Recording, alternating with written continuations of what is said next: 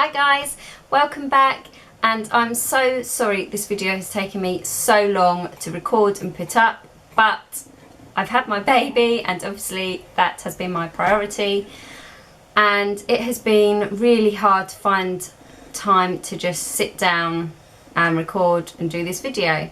So I had a little boy on the 18th of March and his name is George. He is already 6 weeks old. I was planning on doing this when he was about two weeks old because I really wanted him to be like newborn, but yeah, it didn't happen. But anyway, here is a very delayed meet my baby and labour and delivery story. I don't know where to start. So here is George. Can you say hi? Can you say hi? This is George. He was born £7 and 12 ounces and he has been amazing. But anyway, I'll get to that part in a minute. I will start off with my labour. So when I last spoke to you, I was so frustrated and so fed up because I think I was about a week overdue. And I had my induction date booked in for the following Saturday. So that was like in 7 days time. And I remember being frustrated because I just really wanted labour to happen naturally. And I had a feeling that I was going to end up being induced. Anyway, so that next week following the last video I put up, I was trying everything that I could to get this baby out. I was taking long walks, eating hot curries, eating pineapple, all the stuff they say you should. Nothing was happening. I went in, I think it was a couple of days, over 41 weeks, so 41 plus 2 or something like that. I went to have my membrane sweep, and when I arrived, the midwife obviously examined me, and she said that my cervix wasn't even a tiny bit dilated, and I was so frustrated because I felt like things were moving along and I kept getting all these signs. Then she said, "You're not even really dilated at all." I could have screamed. I was so frustrated. So she had a look up there and had a bit of a, sounds horrible, but fiddle around, and she said hopefully that will trigger some hormones to kind of move things along. And obviously she couldn't do the sweep because I wasn't even dilated. Oh, and if you don't know what a sweep is, it's where she will kind of sweep the membranes that are between the cervix and your baby's kind of womb or head, I believe, or the like membrane sac thing. I'm not making any sense. And it's supposed to trigger some hormones and get things moving along. So yeah, she couldn't do that, so she booked me in for a couple of days after to see if the cervix had dilated a little bit more, and it worked. When I went back, it had dilated, so she then managed to do a successful membrane sweep, so I was so pleased about that. So I was thinking, and that was on the Wednesday. That was on the Wednesday of that week. So I was like, yes, things will get moving along. Sorry, all you can see is George's little head. Should we move you into the camera so people can see you? There we go, that's better. Yeah, so I was like, great. So hopefully that will get things moving along. Although with Jack, nothing really worked. So from Wednesday, I was going on long walks. Tom took me on like this huge hike up steep hills, just really trying to get things moving. And obviously I was still getting all sorts of signs and symptoms. Thursday we went for a long walk, Friday we went for a long walk. No, Friday we didn't. Wednesday and Thursday we went for a long walk, and I was booked in for the induction on Saturday. So got to Friday, still nothing had happened, so we then could arrange for Jack to be looked after. So in some ways it was really good. So we dropped Jack to Tom's parents on the Friday and went home, and all day Friday I felt really odd, and I'd kind of put it down to nerves because I knew what was coming on Saturday. Tom kept saying, "Are you okay? Are you okay?" And I felt odd. I couldn't put my finger on it. I think mid-afternoon or something, I came up to bed and had to lie down. I just didn't feel quite right, and I was still getting lots of twinges and odd feelings, but I'd had that anyway. So I kind of just put it down to nerves. Anyway, yeah, like I was saying, we both dropped Jack off to Tom's parents, came home and kind of just enjoyed the evening, just the two of us, before all the madness began on Saturday. So that was really nice. Enjoyed an evening. I think we ordered a pizza, and then I got into bed. I think we got into bed at about 10, something like that. We wanted an early-ish night. So I was lying in bed, and all of a sudden I had the urge to go to the loo. So I ran down to the toilet, came back up, and I got this pain in my stomach. I was like, that's a bit weird, tried to ignore it, and then I got another urge to go to the loo. So I went back down. It was just this strange stomach feeling. I was thinking maybe it's just an upset stomach because of nerves. So then went to the loo again, came back up, then I got another pain. All of a sudden, I thought, is this a contraction? So I kind of tried to ignore it. I didn't say anything to Tom. Obviously, Tom wanted to get a good sleep Saturday as well. So, yeah, I was trying to ignore it in bed. And then another one came. So by this point, and it was a bit stronger, and I thought, okay, right. So I told Tom, and he was like, oh, you're on a wind up. He was like, if you have me up all night and then nothing comes of it, blah, blah, blah, blah. I was like, no, I think this is it. So Tom called the hospital, and they said, are they coming regularly? And by this point, they were starting to be quite regular. So I was like, Tom, better start timing them. But the hospital didn't want me to come in until they were 2 to 3 minutes apart, and I think lasting up to 60 seconds. So obviously then we realised by this point that actually, yeah, this is it. My contractions have started naturally, and I was so pleased about it, because if you've been following all my pregnancy updates, I really, really wanted it all to happen naturally, because with Jack I was induced, and I just wanted to see my body do it on its own. I was so pleased that it was kind of happening like that. So once Tom started the time in the contractions, they had started off at 8 minutes apart, and they had started at around 10:30 Friday evening. So they were fairly strong, but not so strong that I couldn't talk, or, you know, I was still up and walking around. The hospital advised to take paracetamol and to have a hot bath. I didn't want to have a bath just yet because I didn't feel the need, and the same with the paracetamol, I didn't feel the need. Obviously the contractions then started getting closer and closer together and much stronger. I went downstairs. Tom kept saying have a bath, but I didn't want to get in the bath and then get out I don't know, it just all seemed to be hassle, like once I do go to hospital, to have all wet hair and blah blah blah. So I didn't have a bath, but as they got stronger I did take some paracetamol. I think my contractions by about 1 o'clock had started becoming like 4 minutes apart, and they seemed to be like 4 minutes apart for so long. And then they became a bit irregular, and they were going up and down. Sometimes they were longer, sometimes they were shorter, but the hospital really wanted them to be regular. Then, what time did we leave hospital?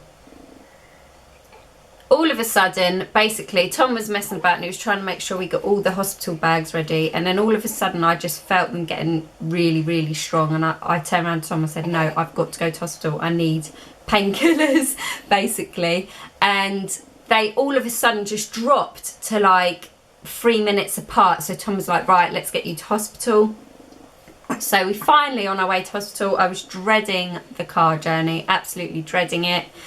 It seemed like the longest car journey ever. Arrived at the hospital, and I had to walk from the car to the ward. And it took us ages. I just couldn't walk. I couldn't walk. It was just so painful, and I felt like the baby's head was like between my legs, which it was. It was obviously trying to get out. So we finally made it into the hospital. Tom was like, get in a wheelchair, get in a wheelchair. I said, no, I feel really silly. He was like, shut up, you're in labour. But I felt really silly getting into a wheelchair, even though I couldn't walk. Don't ask. And so we got up to the ward, and I think this was by about, what time was he born? He arrived at 4. I think we got to hospital at about 3:30 in the morning. So got into hospital. They were really good. They saw me really quickly, and she did an examination, and she said, you're only 5 centimetres dilated. Well, I could have cried. And straight away, the minute she left the room, I was like, no, Tom, I want an epidural, because going by how I was with Jack, it just took forever to get to like that 10 centimetre point. And I thought, no, I can't go on for another like 5 hours or however long it had been. No, it wasn't even that long. But another few hours waiting to be dilated when I was in so much pain. So yeah, anyway, I'm blabbering. I asked for an epidural, and not long after that, the lady came to take it. She was like, you'll be staying in hospital. We're not going to send you home. And so we got taken to a room, and it was the most beautiful room. It had a birthing pool, which again, if you follow my videos, you will know that that's originally kind of the birth that I wanted. But because of all sorts of reasons, I didn't think that I could have one. Anyway, it was this beautiful room. It was a gorgeous double bed. It had like a really laid back feeling. But Tom was like, oh, she said she wants an epidural. And for some reason, the midwife kept like trying to talk us out of the epidural. And I think it's because she knew what was coming next. I think she knew that this baby was going to be here quickly. So she offered gas and air, and I didn't want the gas and air. I kept saying no. She left the room. We'd literally been in the room. It must have been about 5 minutes. She had walked out the room, left me with Tom, and all of a sudden I was like, I've got to push. We had hardly been in the hospital that long at all. So Tom, I've never seen him run so quick, ran out the room to get the midwife. She came back in and she was like, oh yeah, you're ready to go. You're 10 centimetres. And we had hardly been there. I must have gone from 5 centimetres to 10 centimetres in about 20 minutes. So it was time to push. I had not had any painkillers, even though I'd asked for them. They wouldn't have even had time to give me painkillers. I had a few puffs on the gas and air once I was pushing. I was screaming. I didn't even make a noise when I had Jack, but obviously because I'd had no painkillers, it was freaking painful. I'd only done, it was literally, I remember with Jack I was pushing for, I think it was about an hour, and in the end they had to help him out. This time round, I don't remember how many pushes, but it must have been about 10 minutes of pushing. And George arrived, didn't you? Yes, you did. And he was £7.12, and it was just such a quick, simple labour, and I couldn't have wished, it's exactly how I would have wished it to be, even though I would have liked some painkillers. But now when I look back, I'm kind of pleased that it went that way and that I didn't have painkillers. I felt like I was up on my feet much quicker than I was before. Last time, it took me days to get over it took me ages to get over the labour, whereas this time I feel like I bounced back straight away and I was up and ready to do things. And the labour from start to finish was 5 hours, so it was amazing. And I felt not obviously full of energy because I'd just given birth, but I just felt so different this time around to when I had Jack. I had more energy this time around, put it that way. Within 2 hours of having him, I was up and showered and walking around. With Jack, I just felt there's no way I could have done that. I was showered, but Tom needed to help me in the shower. This time, no, complete opposite. So it was, yeah, I couldn't have asked for anything more really. So that was the labour. So how have me and George been since his arrival? Gosh, I can't believe where these last 6 weeks have gone. I feel like he's been here forever, but at the same time, I don't. It's the weirdest thing to explain. And I don't want to blow my own trumpet, do we, George? But I feel like he has been such a different baby compared to Jack. And I don't know whether that is the fact that it's my second baby, so it just all feels easier, or that he is generally just an easier baby than Jack was. It's probably a bit of both, I think, to be honest. This time round I just feel so much more laid back about everything, to do with so much more laid back. I was always so anxious with Jack about absolutely everything. Am I doing this right? Am I doing that right? And again, I think that is that first time mum thing. Obviously the first few weeks, the whole sleep thing was hard, but that's like any newborn. And again, I remember nights with Jack, like being up crying because I was just so tired and he wouldn't go to sleep and he wanted to feed. Whereas I haven't had a night like that with George yet. I'm sure I am bound to get nights like that, but I haven't yet, and he's 6 weeks. The first couple of weeks were the hardest, and they always are. I'm breastfeeding and he has been feeding a lot, and he still is now really. He's not like one of those babies that's up crying at night. He's really good at night. It's just that he was up feeding all night the first couple of weeks. I'd say the first 3 weeks he was the worst. He would like go down for his nap but then be up again feeding. And I'm sitting there trying not to fall asleep on him or with him in my arms, so that was tough. But we've definitely come out of that stage now and he's sleeping more, and I would probably say he'll get up once, maybe twice in the night for a feed, and then usually it's quite a long feed, but then he'll go to sleep again. So nights are much better. The problem was when it's your second as well, the first couple of weeks where I was getting like 2 or 3 hours sleep a night. It's not like during the day you can go off and have a nap, because I have Jack to look after and he isn't at nursery yet, so that was really hard, which is why I haven't had 5 minutes to myself to even film this video, because when I get 5 minutes I'm trying to do like the washing or, you know, all the housework stuff, and Tom only had a week off of work to help me. So it had been hard, it's been tough, but we've definitely come out the other side of it now. And even though it does feel like it's been tough, it was definitely easier this time round. It all feels, I don't know, just feels like it's just, I don't know, I can't explain it, but it's easier. Breastfeeding as well. Again, another thing that's been so much easier. I remember by week 3 with Jack feeling like I wanted to give up. I don't know, I felt it was all too much. George is the same as what Jack was with the feeding, where he is just constantly wanting to be fed, and he still wants to be fed quite a lot now. He's feeding now, I don't know if you can hear him.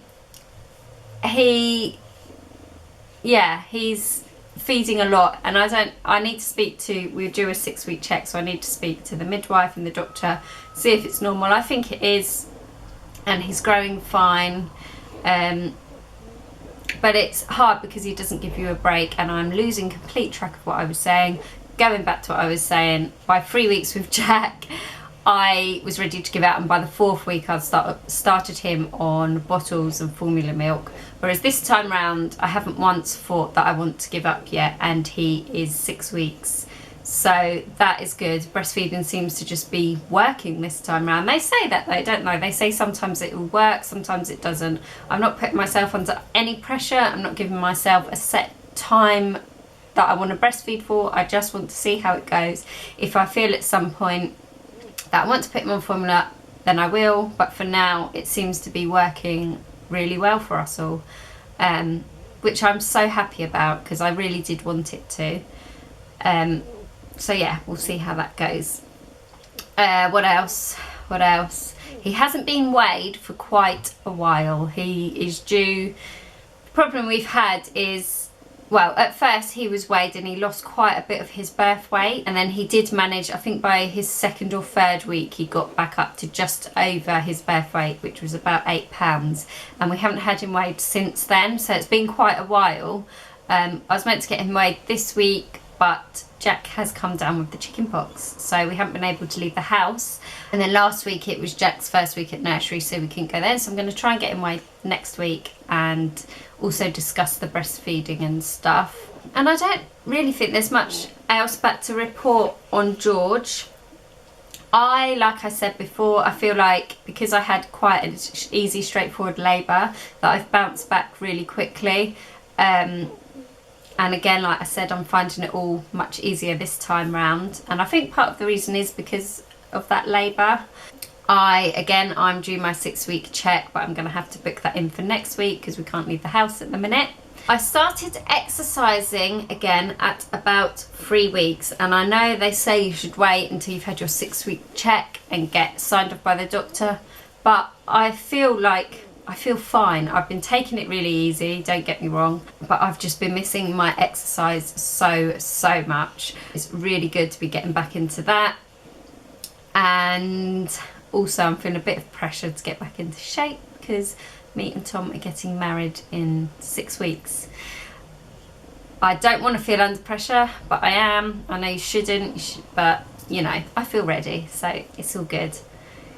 And I think that's everything. I will start doing like baby update videos or something like that. I've missed YouTube so much. I'm so pleased to be back and recording. Yeah. I hope you all enjoyed, and I hope you enjoyed meeting baby George, and I will see you again soon. Bye.